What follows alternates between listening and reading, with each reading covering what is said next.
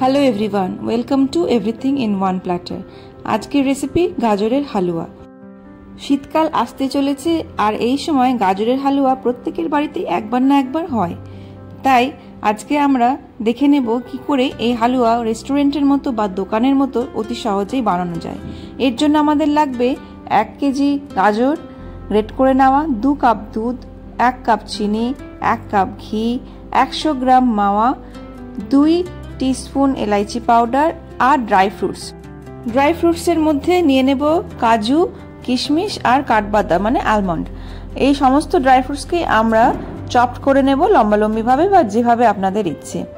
প্রথমে আমরা একটা প্যানকে বা কড়াইকে গ্যাসে গরম করে নিয়ে তাতে দিয়ে দেব ঘি। ঘিটা একটু গরম হলেই আমরা গাজরগুলোকে দিয়ে দেব।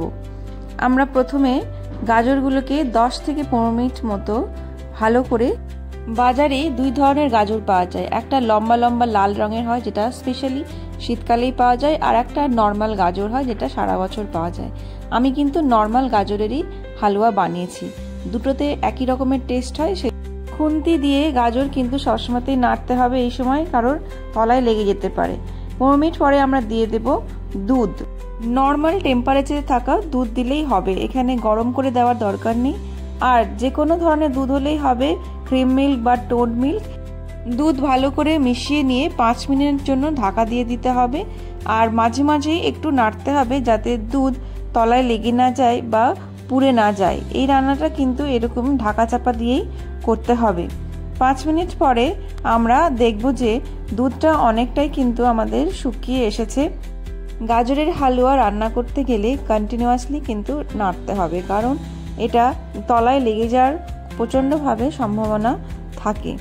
ভালো করে নাড়ার পরে 2-3 মিনিট আমরা দিয়ে দেব চিনি। দেওয়ার ফলে গাজরের হালুয়ার কালার আস্তে আস্তে খুব সুন্দর একটা লাল রং নিয়ে নেবে।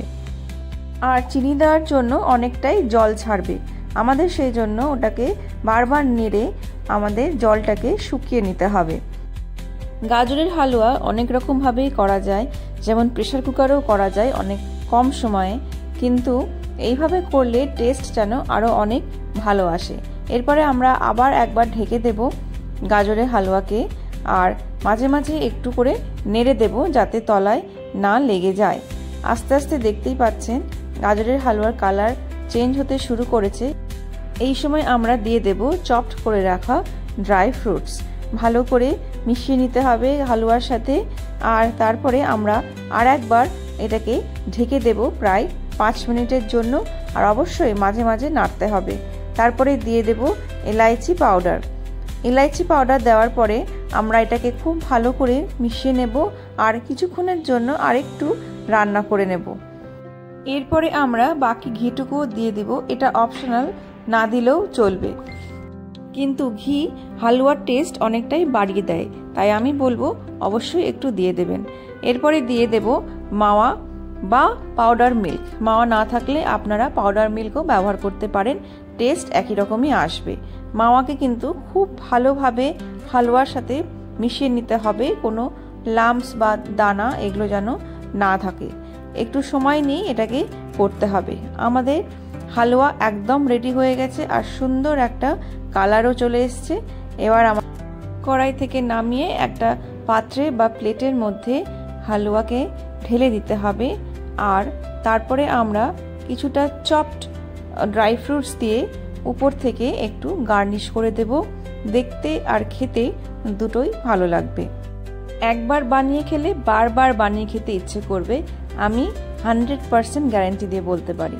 তাহলে কেমন লাগলো আজকের রেসিপি অবশ্যই জানাবেন। আজকের মতো এখানেই থাক। Thank you.